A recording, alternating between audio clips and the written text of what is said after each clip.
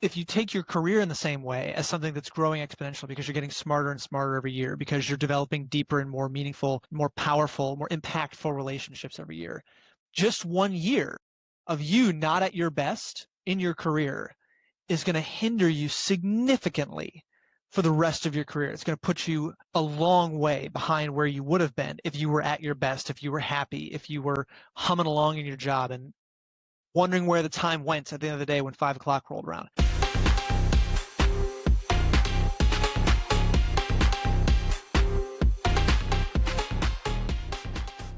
Thank you for joining us and welcome to another episode of Management Under Construction. Today we are going to talk about when should you quit your job? When is the right time to decide whether or not you should quit your job? Brad? The reason that I wanted to put this episode on was I looked back on my work history and I realized I've worked for 5 different companies in 7 years, and I'm in the middle of leaving a current employer for another one. The question of when to leave, what are the right reasons to leave an employer, especially because that decision can have a lot of risks. It can have a lot of implication on the rest of your life. Having some kind of a framework to live by in terms of your career, putting it down on a podcast, talking about it with Dee, who has done a lot more of this than I have, seemed like a good thing to do. So Dee, tell us about your work history. How many different companies have you been with? What was your shortest tenure at a company? Well, I had to really think about this and I had to write myself some notes here. So I would say that I've probably worked for 12 to 18 companies in a 35-year period, something like that. I did not make a detailed list.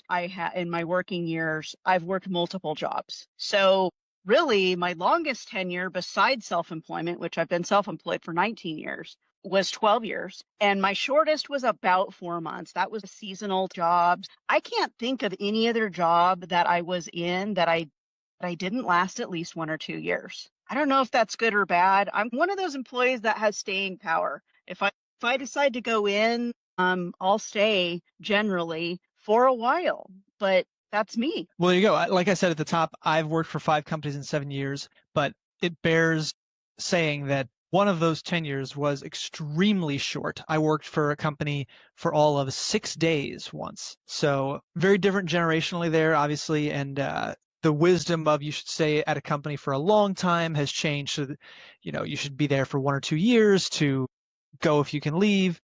But for better or worse, the age of working an entire career at the same company is definitely over.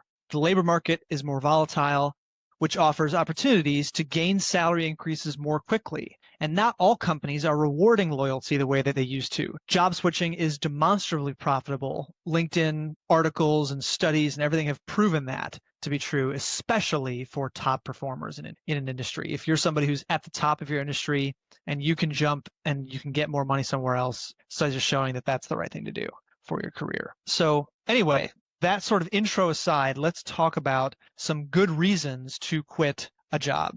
The first one that came to mind for me is to get away from a bad boss. Bad bosses, in my opinion, are career killers. To define what a bad boss is somebody who won't advocate for you within the organization. They're not going to sing your praises when you deserve it. They're not going to say, this person is working hard. They deserve to get on a different project if they want to be on one next. Another definition is somebody who does not permit you to train or to grow. Somebody who isn't going to advocate for you to attend conferences, to take time away from the primary tasks of your role to get better at things that will help advance your career. Another sign is that somebody who makes your workday miserable. We all know people in industry, whatever industry we work in, especially construction, who for one reason or another are just miserable people, or are control freaks, or over-communicate or under-communicate and unnecessarily make the job more miserable than it has to be. That is the kind of person that's going to make you dread going to work. And if you dread going to work, not only is that an infuriating state of living, it's going to make you a worse employee, which is going to make it harder to get promoted because you're not performing at your best. So if you can't get away from a bad boss because the division of the company that you work for is too small, because there aren't enough opportunities in other areas, or because that boss is preventing you from leaving their domain, quitting is a good choice for you and your mental health as well as your career, because those two things are deeply related. If you're unhappy at work, you will not perform at your best. And if you're not performing at your best, you will not be getting as much out of your career as you could. So Dee, what are your stories of working for a bad boss? Well, before we go into my first story about bad boss, I want to add to your list a boss that does nothing or encourages a toxic work environment. So I've definitely worked in places where it's been a toxic work environment and the leadership does nothing about it, despite repeated complaints and repeated employees going, come on, are you kidding me? People start leaving and they still do nothing. So any boss that promotes by default, I would say maybe because they're a little spineless or they don't want the confrontation with the toxic employees, that is unfortunately a little too prevalent in the workplace these days. It is. And, I think there have been some great thought leaders that have talked about why we have so many toxic bosses in corporate America right now. And some people say that the top performers get to stay, even if they're toxic, because upper management says, well, they're tough to deal with, and some people have left, but look at their numbers. Especially in certain organizations, it's easy to fudge the numbers. It's easy to manipulate and wiggle your way to numbers that management wants to see if you're the kind of person who would do that kind of a thing, which, as it so happens, aligns with the kind of person who would create a toxic work environment for their own advantage.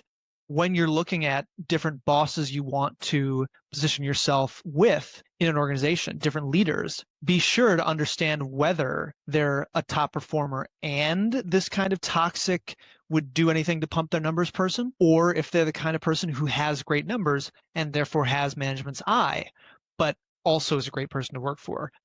I would rather personally work for a mediocre performer who is a great person to work for, who's going to make me my best self, than somebody who's awful to work for, but who is management's darling, if you will. Absolutely. And sadly, I've even seen some really toxic workplaces where the excuse isn't even that they're a top performer. I don't even know what the excuse is. It's just allowed to proliferate throughout the organization. And I can only attribute that to, and I don't know any nicer way to say this, spineless leadership.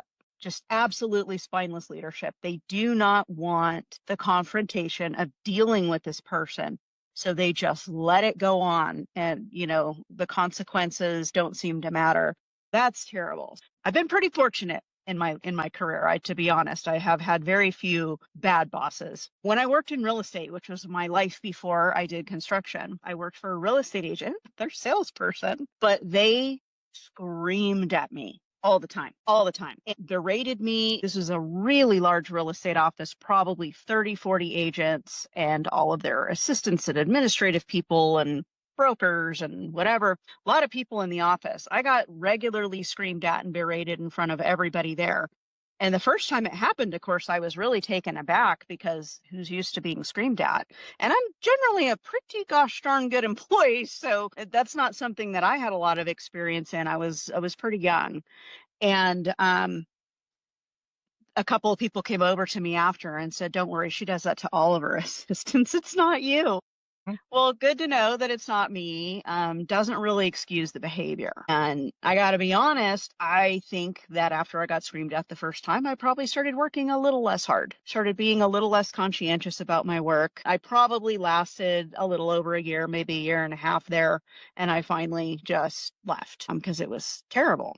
It wasn't worth it. I was just going to say, I totally agree. I've been struggling with that. When you know that you're not performing at your best because your relationship with your boss sucks and you just dread talking to them, you dread getting on a meeting with them, and you just want to get away. After a work day, I'm like, boy, I could have done more. Maybe if I didn't have this bad relationship with this person, we'd be getting more done together. But that's how that works. That's why building a good relationship with the people around you fosters better production. That's why we go to meetings to talk about building relationships. That's why there are entire classes in the MBA program devoted to understanding other people and to building better relationships, because that's human nature. You should always do your best. You should always put your best foot forward, and you should always try to put the worst parts of a relationship aside to be productive, because you want to earn the paycheck. You want to do the right thing.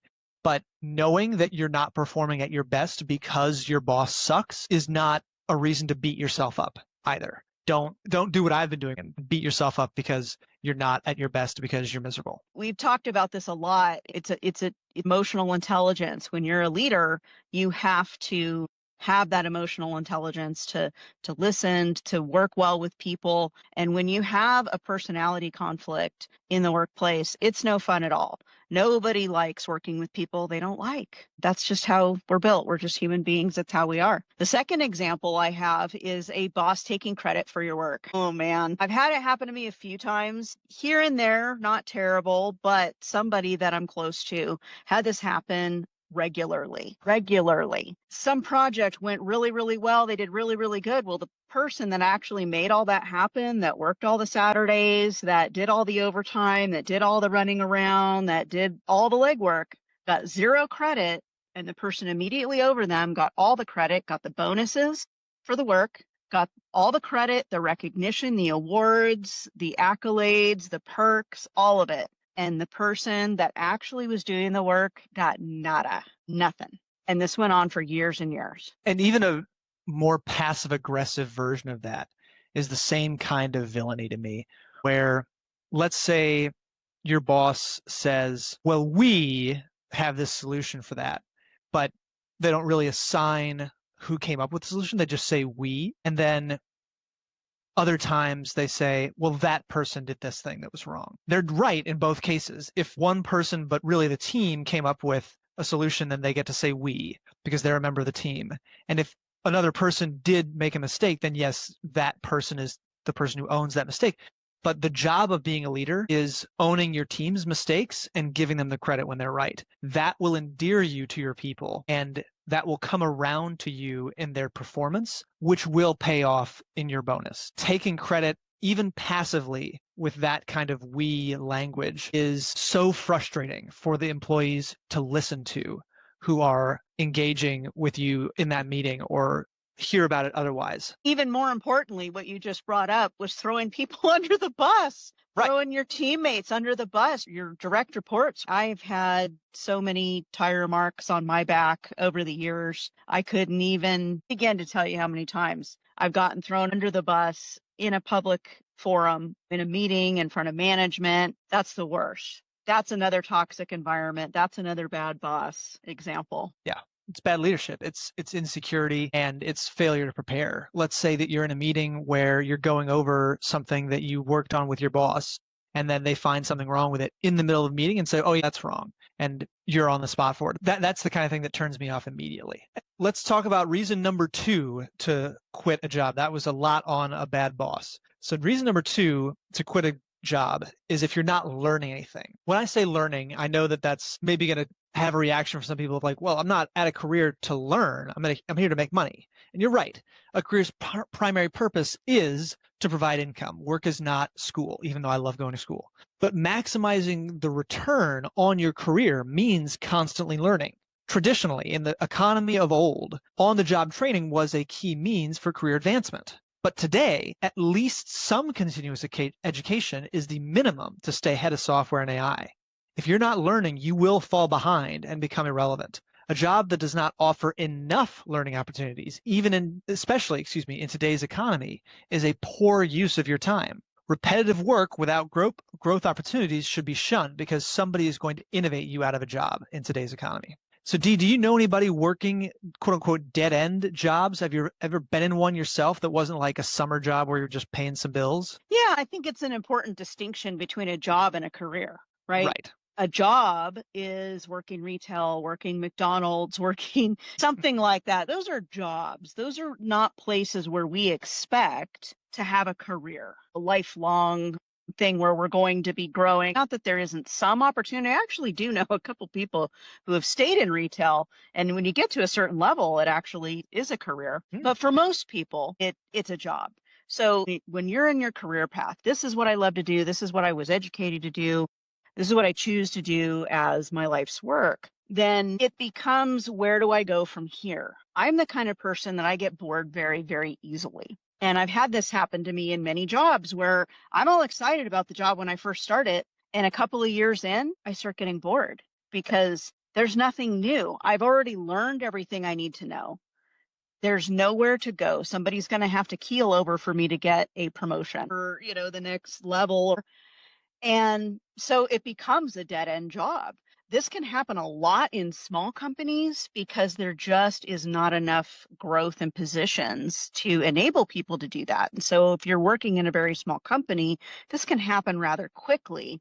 It can also happen in a lot of family owned companies because the growth opportunities are offered to the family members first. That terrible nepotism word, but honestly, there's plenty of businesses that are family businesses. They're family owned construction companies, retail businesses, production businesses, whatever. Yes, of course, they're going to be elevating, hopefully rightfully so, the family members before the non-family members. So you may find yourself a little constricted in those environments. Smaller companies also have a more of a difficult time financially investing in employee growth. So especially if they have to pay somebody from the outside for education opportunities, or anything like that, it can be, kind of expensive as a very small business owner. In large businesses, large companies, this is the frustrating part. I get it with small businesses. They're struggling, they're turning away, trying to get things going in their business.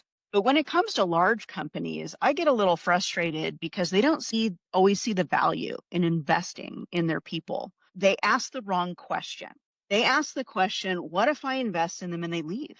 When they should be asking the question, what if I don't and they stay? If you invest in your people and some of them leave, I almost chalk that up to the cost of doing business. If you don't invest in your people and they stay and they do a crappy job for you, which of these outcomes is worse? I totally get what you're saying here. Kind of your fault at that point because you had a choice and you opted to not invest. And even if you invest in somebody and they leave, it's sort of karma, right? If you're willing to invest in your people, first of all, you're going to keep better people because people are willing to stay at companies that are willing to invest in them, especially the younger generations, which, come on, folks, that's who we need to be investing in, right? We need to be investing in the youth because these are going to be the people that are going to be running these companies later. When you're retired, you need to play the long game. You need to find people that are going to want to learn. And it's maybe not going to be the group that you have now. Maybe it's going to be the people of the future. It's a little bit of karma. This good thing that you're putting out there is going to come back to you. And the people that you have now that are great are going to want to stay around longer. And you can even sit down and do the math on that. Let's say you've got 10 employees, you're going to train them. The training is going to cost, what's a good number to use? Okay, 20 grand, 20 grand total for 10 employees. So $2,000 per employee. And you think over the next 5 years that the training is going to return, not adjusted for inflation, another 5 grand per year over 3 years. So that's 150 grand you're spending 20 grand to get. Yeah, this is all conjecture. We could make these numbers up as much as we want to, but do that math and think about, because that's what you're doing no matter what, if you're training or not, you're having to do the math on which outcome from a cash flow standpoint is the right outcome. Don't sit there and play conjecture games without putting some numbers to it, even if those numbers are themselves conjecture, because you're not going to be realistic about what things could possibly be. This is construction. We estimate costs all the time. If you can't sit down and estimate the expected return on the investment of training and do the math on whether or not it makes sense, you don't belong in the position you're in. Try to sit down and make that math work for yourself to understand what the right choice is, and then use that when you present your business case to say, even if we lose this many people, we're still going to make this much money. And another point on that front, let's say people are leaving. Why are they leaving? Could it be because they're not getting trained? Could it be because they don't think you value them? Maybe training people will help them stay and make that decision just to be with you. Maybe you need to look at other parts of your business if people are leaving so often that you can't afford to train them. That's an excellent point. And I think most business owners or people that are running a business, especially these days, and we've talked about this in other casts, that have this fear of people leaving and experiencing unusually high turnover, especially in the last 5 to 7 years. And as we talked about in previous casts, the turnover has been about every 2 years, starting to slow down to about every 3.5 years. I think it's going to slow down perhaps even a little bit more and start getting closer to 4 or 5 years. But even if it is 2 years, let's just say it's 2 years on an average, you can do something to slow that down by looking in the mirror by paying attention. When people are leaving, you need to ask yourself, why are they really leaving? Are they leaving because it's a toxic environment? Because they have a bad boss? Because I'm not paying them enough? Because I'm not investing in them? We're going through all the reasons here why people leave jobs. So management, pay attention. And I think on the other side of that coin, if you're an employee who chooses to leave an organization, unless they ask you to club baby seals, you owe it to them to tell them why you're leaving. If it's all about the money for you, be honest, even if that feels awkward, because they deserve the feedback. They paid you a lot of that money to be there while you were. I'm in the process of leaving my current role, and I'm doing some heavy thought about why I really want to leave and what of it I'm responsible for. And I think that that's going to hopefully carry me in good stead. The last thing you want to do is burn a bridge that you didn't have to burn. And even if you're burning a bridge and you know that you're never going to cross that river again, you never are going to try to rebuild there. Being honest, being your true self is something that you will never regret. Let's go on to reason number 3. Another great reason to leave is for a lot more money. A little more money, like $5,000 or $10,000, 5 for somebody who's just starting out in their career, 10 for somebody who's a little bit further on, is not enough money to leave your job for another, all other things equal, in my opinion. The value of your relationships at your current company, even if they aren't perfect, is greater than that $5,000 to $10,000 salary difference, depending on how far you are into your career. Your relationships defend you from layoffs if the economy turns down. They enhance your productivity within a complicated organization, and they make you more marketable within your current role. Now, a hot tip here is to use those relationships that you're building during your quarterly or monthly or yearly check-ins with your boss as a feature of your value to the company. Dee, you have a note here about wanting to talk more about this quarterly check-in. Yeah, I did want to talk about that because I've worked in way too many organizations that have nothing like that. In fact, you're lucky if you have an annual check-in. I've worked at many large companies, no annual review, no nothing. I've worked in other large companies that only have an annual review. Even when I was responsible for supervising a multitude of employees, I got zero input into their annual reviews, into their raises, stuff like that. To me, that is just mind-blowing. And I love the fact that you're talking about quarterly check-ins because as we talked about offline before we started the cast, you've worked at a lot of companies that have that. I think that's amazing. And I think that everybody should be doing that. And if you are working at an organization that isn't doing that, at least quarterly with your direct boss, you should hopefully be talking to them more often than that. You ask for it. Just request a meeting to sit down and talk to them, because these are the people that are going to be deciding what your raises are. They're going to be deciding what your promotions are. They're going to be doing your annual reviews. I remember one time I got an annual review that told me to go take Excel training. And I'm like, what is this based on? And they said, everybody needs to have some training, but I am like an Excel power user. And if you knew me at all, you would know that. And why in the world would you put this training down for me? That just tells me you don't know anything about me. And that's a little alarming considering you're deciding what my raises, bonuses, and, everything else is. It just blew my mind. So don't let that happen to you. Demand those quarterly check-ins in a nice way. You can do it in a nice way. Just request a meeting for no apparent reason to just check in. I think it's a great idea. Politely but forcefully. You can do it in a polite way. And the kind of check-in that Dee is describing here, the kind where everybody gets assigned some training, that's HR covering their ass. HR wants to have their reports on quarterly check-ins, on annual check-ins, performance evaluations say, look at all the work we're doing to enhance our employees. Oh, it's too bad that they left. They just want to be able to say that they did something. For you to take the initiative to say, I want to meet this often because these are the things I want to talk about, your boss can be like, oh, there's some horsepower here. Okay, let's put a rein on that and let's carry it where it can go. Because employees that work for you that are outperforming are good news for you, as it turns out. Now let's talk about how much money you should leave for. A lot of money, 15 to 20 grand more per year, let's say, that starts to be worth the risk, I think. But you should take your total compensation into account. How much are you making on your bonuses and how much are you hearing from this next employer that you should expect on their bonuses? of course, everyone wants to say, well, our bonuses are competitive. Make people put a number to stuff. Don't fold on compensation conversations during onboarding, during recruiting, because you'll be sorry you did later on. On the bonus conversation, this has happened to me before, so I want to bring this up. I've worked for a company that, and I'm going to use air quotes, had a bonus program that was not in writing. And what they did was they told me what it was, and I was young and I didn't know any better. And I just said, oh, okay, that sounds great. That sounds fair, reasonable, great. In this case, it was a project-based bonus. So I'm just going to throw out some numbers here.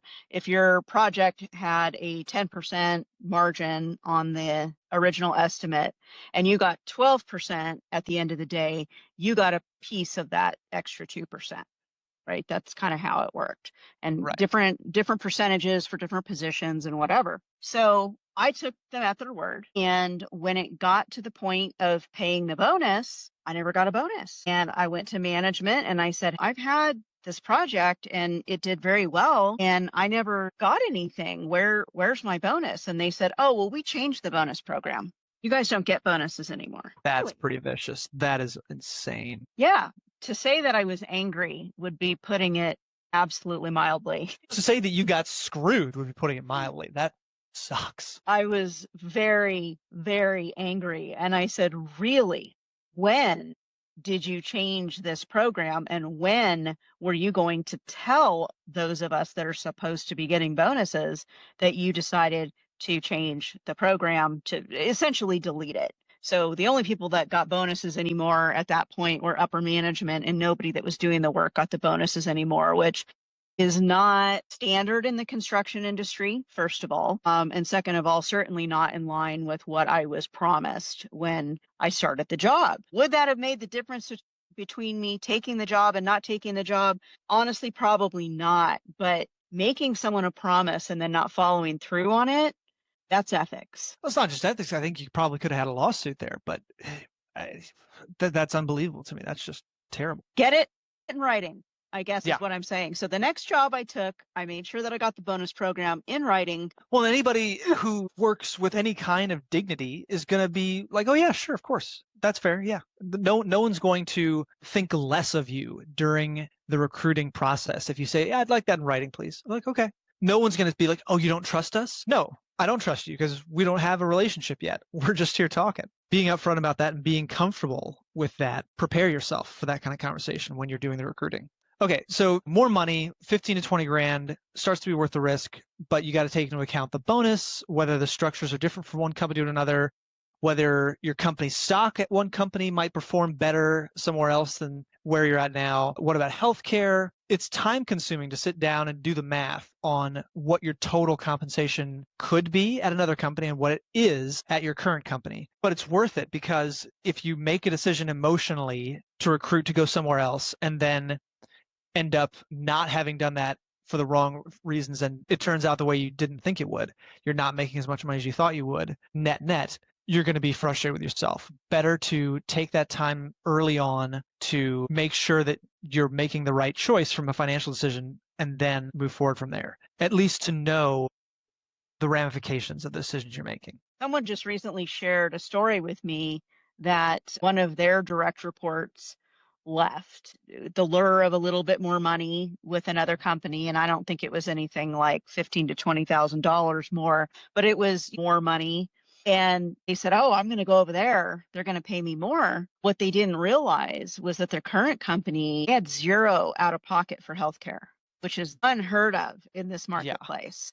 Nobody does that anymore. This particular company has fantastic benefits. Not only do they have zero out of pocket for healthcare for their employees, but they have an amazing matching program. Really good benefits for their employees. Well, this other company didn't. And so the person jumped ship, went over there, made more per hour, but actually ended up making less money. Got to be careful with these kinds of things. I know I certainly have left one job for another where it was a big difference. It was a big difference in salary, but the bonuses weren't the same. The company stock wasn't the same.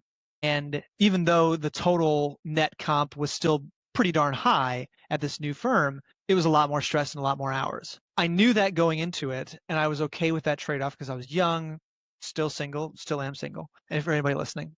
And it was the right choice for me at the time. It was still the right thing to do, but I'm glad I sat down and did the math and said, look, this is what I'm signing up for. Another reason to quit a job is to get to another city. We've talked about this before on the podcast, but housing prices in America's most popular urban areas, LA, New York, San Francisco, DC, Miami, Austin, Chicago, and Denver, Seattle, are increasing quicker than average salaries. It is becoming more and more unaffordable to live in these places, even though they're where some of the most profitable jobs in the world tend to be. So moving from one of these areas to somewhere more affordable, especially within the same company where you stand to make a similar amount of money, can vastly increase your quality of life, both financially and socially. Remote work, we all know, is becoming a very popular option. Some firms may allow you to work remotely and fly in a couple times a month for a few days. So explore that openly with your superiors if you think that would be a good option. Nobody wants their employees to be unhappy. And if they can solve a problem for you, if some people work remotely and some people don't, and you want to become one of the people who works more remotely than others, and it's going to make you happier, your boss might be amenable to that. Don't cancel that option out in your head before you have the conversation. I know a good buddy of mine who I went to college with who is transferring from one division of his company that's here in the Bay Area to another that's in Alabama. And his quality of life, his buying power for real estate is going to quintuple the moment he leaves the Bay Area, because the Bay Area is an insanely expensive place to live that also doesn't have outstanding school districts for how expensive California state taxes are.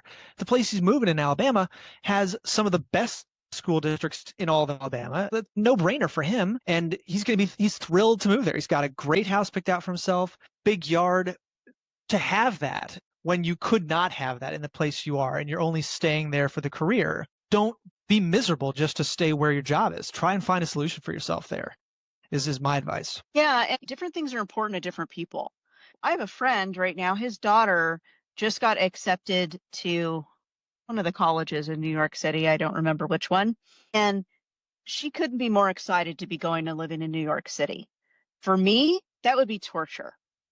Different strokes for different folks. You need to decide what is important to you and then figure out how to make that work for you.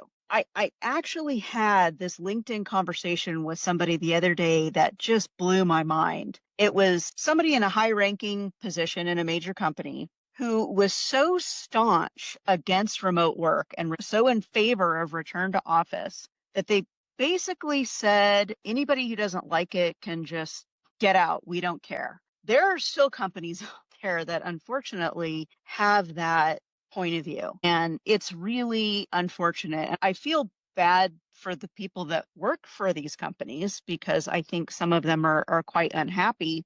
But I also feel bad because for the company a little bit, I'm trying to explain this is a very short-sighted point of view, and your company may not exist in another 5 years if you continue to have this outlook, because this is not how people want to work anymore. So if working remote is important to you, and I know it is to an awful lot of people these days, or at least some kind of hybrid situation where they don't have to be in the office all the time, look for that, talk to your boss, talk to your company. Some of them they're not quite there yet. And I think some of them are going to adapt over time. Maybe they're not for it today. Maybe in another year or two, they're going to realize that that's where they need to be. And those who don't change their stripes, I don't think are going to be here very long. I completely agree. And throughout my career, had to rely on relationships I build over the phone with people, not even in person, not even video conferencing, just cold calling people, trying to get them to bid for our work and developing relationships with them that way. You can build a relationship over any medium, letter writing even. I mean, come on, let's go back to the 1700s and think about John Adams's love letters to his wife. Wasn't a great president maybe, but he was a wonderful writer. The important thing is not the medium through which you build your relationships. It's the quality of the relationships that you build, both externally at your organization with the people you do business with outside and within your organization. And one of the reasons that I'm leaving my current company is because they quoted me an in-office policy of 3 days a week, Tuesday through Thursday, and they asked me to move to California to take the job because there were going to be in-person meetings. I said, hey, all things equal, I would rather be somewhere else. But if you are going to have in-person meetings and we're going to get business done in person, and me being here is a big part of our business, I have no problem with being in person. In fact, I favor in person. I think it's the best way I build relationships is in person. And they said, yep, that's the way it's going to be. We're going to meet in person all the time. Great. And the fact of the matter is, that hasn't been true. Every meeting I've had, save a few internally, one-on-one 15 minutes at somebody's desk, which I can count on one hand, every meeting has been over Teams and every meeting has had cameras off. Like I said earlier, building relationships on the phone with no camera, I've done it. It's been a huge part of my career. But for everybody in the organization to not even show their faces on camera in the interpersonal, hey, we're just a team here talking about our problems, let's catch up, how are you? It just speaks volumes to me about the character of the organization and everyone's attitudes about the work. And A, it's not the bill of goods I was sold. And B, it's not the kind of environment I want to be in. So that's why I'm leaving. And I think it would be hard for anybody within the organization to make an argument against my decision on that basis. And to be forced to move to a place that you didn't necessarily want to live, to just be on Teams meetings all day, that is ridiculous. That's the epitome of ridiculousness. And right. This is unfortunately one of the things that I'm seeing with these companies that are forcing return to office policies is they're either doing what you just described, which is saying, oh no, we're going to have this hybrid thing that isn't really hybrid because you're not really getting to work from home ever or hardly ever, or everybody goes to the office and sits at their desk and is on Teams meetings all day long with people sitting right next to them or across the office from them. You're not even in a conference room together in a meeting. For the people who are in office, everybody's just at their desk with their headphones on, ignoring each other. Where's the value in being at that address if you're still not forming relationships with the people that you're working with?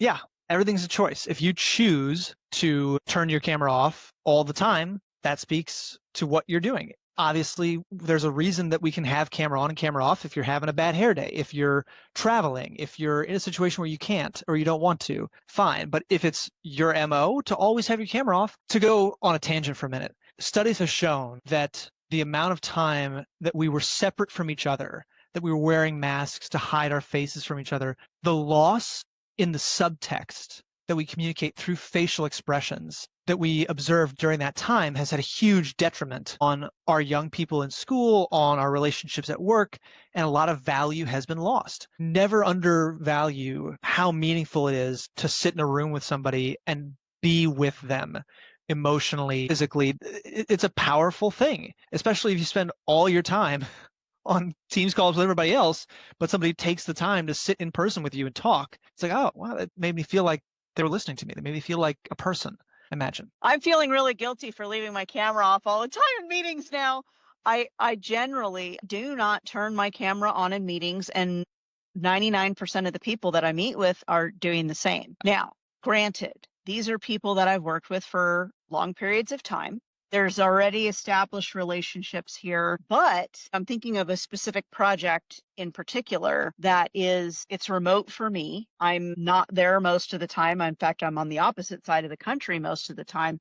I go occasionally to the job site and I spend a few days and meet with people in person and sit and talk and all the things you're talking about. When we meet, we are generally cameras off. And we started that way. I mean, in the very initial meetings when we were first meeting and greeting, and the very first time I meet somebody, I always have my camera on. I want you to see what I look like. I want you to see my facial expressions. I want to start developing that connection. I think it also depends on the context of the meeting. If I'm in a coaching call, if it's a coaching client, my camera's on 100%. Sure. Doesn't matter where I am. But if I'm in a design meeting for a construction project, my camera's probably off. Good, bad, I don't know. That's a very important point. If you're having meetings about an eye chart of a spreadsheet or some very nuanced piece of design, and everyone's doing this at their camera, for those on audio, I'm like pulling my face closer and closer to the camera. Nobody wants to see that. That's like Zooming with your grandparents who are like, is this thing on? Certainly context is important, but if you're always camera off, I don't know.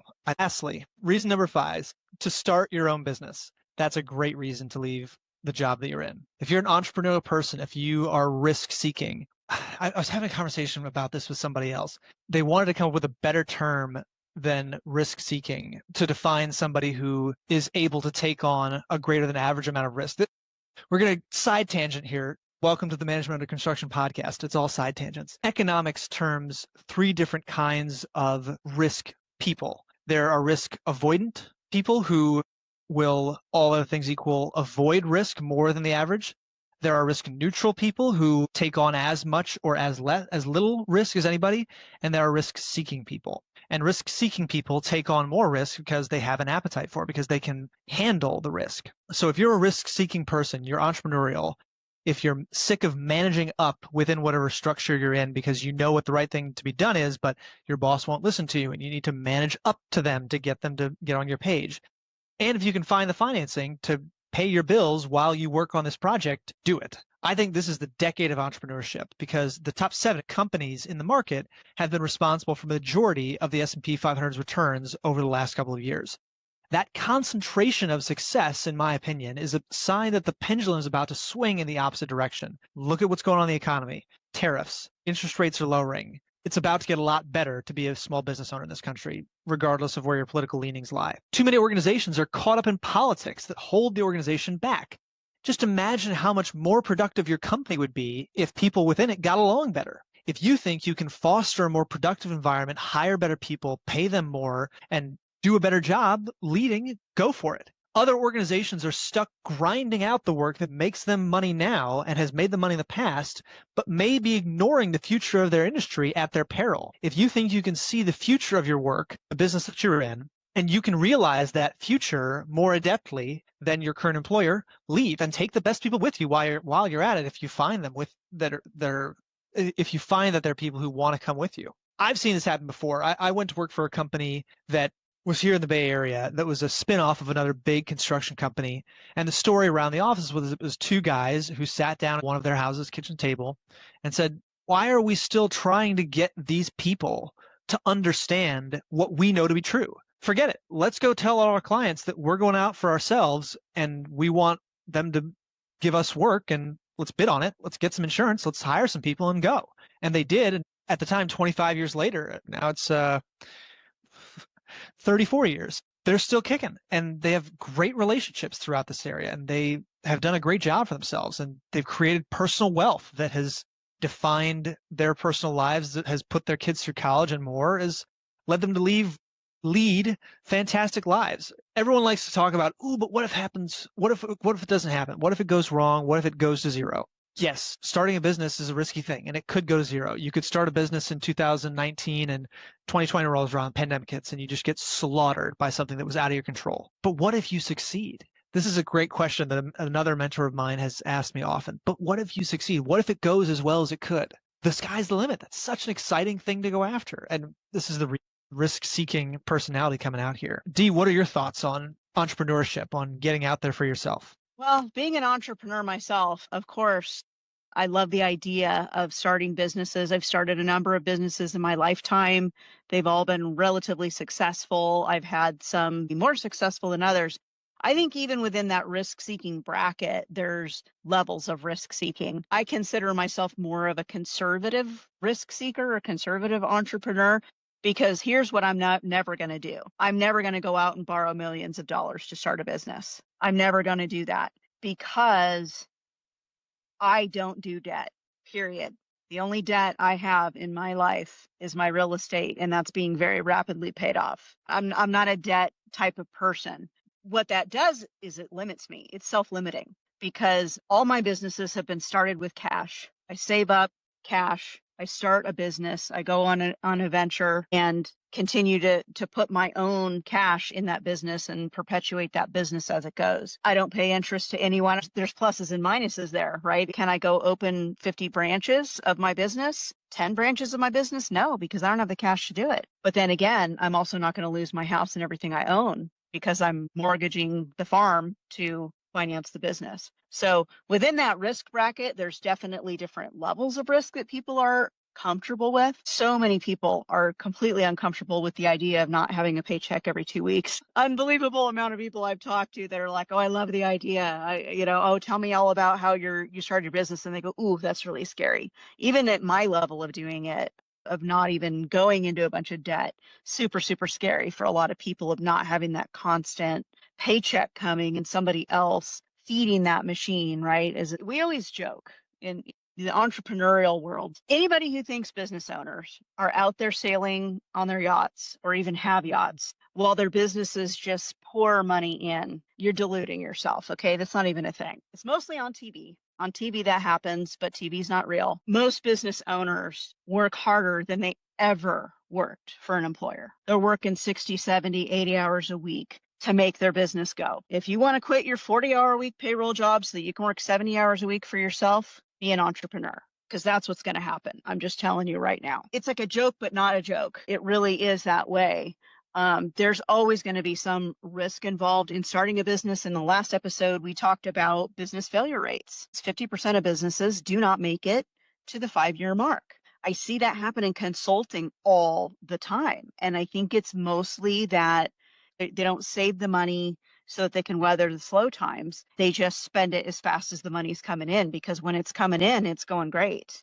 And it's really fun to make a lot of money, but you have to save some of that money because you're not always going to be making a lot of money. Lots and lots of different things can happen. I was talking to a friend of mine who owns a retail business last week, and she was saying, I don't know if I'm going to make it through the year.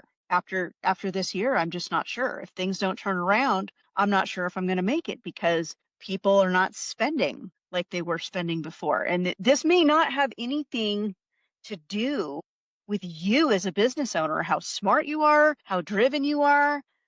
It just might be the economy. It can happen. So there's risk for sure. Taking on partners is a huge risk. I have heard some absolute horror stories about other entrepreneurs that I know that have had business partners in the past that it's almost destroyed them. I've certainly toyed with the idea of bringing on a partner for years. I've toyed with those ideas. Finding just the right person. You don't need someone with the same skills you already have. You need someone with opposite skills and who has the same risk profile that you have, who has the same plan that you have and wants to drive the business the same way you do is hard.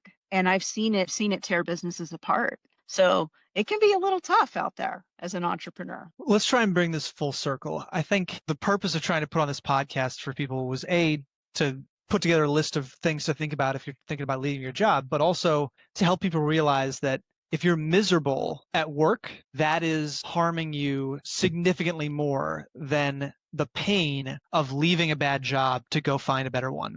There's this great lecturer from the Naval War College named Sarah Payne who talks a lot about the economics of different countries as they have chosen to go to war, how that's impacted them, sanctions that have been imposed. And one of the points that she makes about post-Cold War Russia versus post-Cold War America is that Russia has been sanctioned economically to within an inch of its life compared to the States world for the things that Russia does. Doping in the Olympics, all the way to manipulating currency and fraud and all the stuff that Russia does. They get sanctioned like crazy. Iran, another country that has been punished significantly in the world economy by sanctions. Countries that don't get punished by sanctions experience exponential, geometric economic growth. And just even 1 year of suffering sanctions alters their 25 years later outcome significantly. If you take your career in the same way as something that's growing exponentially because you're getting smarter and smarter every year, because you're developing deeper and more meaningful, more powerful, more impactful relationships every year, just 1 year of you not at your best in your career is going to hinder you significantly for the rest of your career. It's going to put you a long way behind where you would have been if you were at your best, if you were happy, if you were humming along in your job and wondering where the time went at the end of the day when 5 o'clock rolled around. A very close friend of mine who I see a lot while I'm here in San Francisco worked at the post office as a postal inspector for his career and other parts of the federal government as a special agent. He told me over the weekend, I would come home from work at the end of the day and be like, oh my gosh, I can't believe the day flew by like that. And I was like, I can't relate to that at all. I'm just slogging it out at this job right now. That's a sign you need to leave. If you're miserable, you're not your best self. Go find something that makes you at least not miserable. It's all work, folks. We're not going to be clipping daisies and smelling roses every day. But if you're miserable, you're only doing yourself and the rest of the people around you and your clients a disservice. And that's everybody. If you hadn't realized. So go figure out something that doesn't make you miserable. My dad used to always say, life's too short to hate your job. And it is, because we spend so much of our time and our energy doing our jobs. And my little saying is, if you're not having fun, you're doing it wrong. And I say that because it's a reminder that even though our jobs can be hard and they can be challenging, you still should be having some fun doing your job. And if you're not having any fun doing your job and you hate your job and all you can do is think about the day that you can be done with your job and retire and 5 o'clock hits and whatever. And I know people like this. I know one of my very good friends right now today hates her job. My sister hated her job, despised it, wanted to retire as soon as possible. That will kill you. I'm not even kidding. Like, that will take a toll on your health, your life, your marriage, your relationships. Life is way too short to hate your job. So if you hate your job, go figure it out. Go find out what it is that makes you happy and go do that, because it's not worth it. Don't live to work, work to live, but don't let your work impact the way you live. Absolutely. This was a great episode, Brad. Thank you so much for putting this together. Thanks for joining us. We'll see you all next time.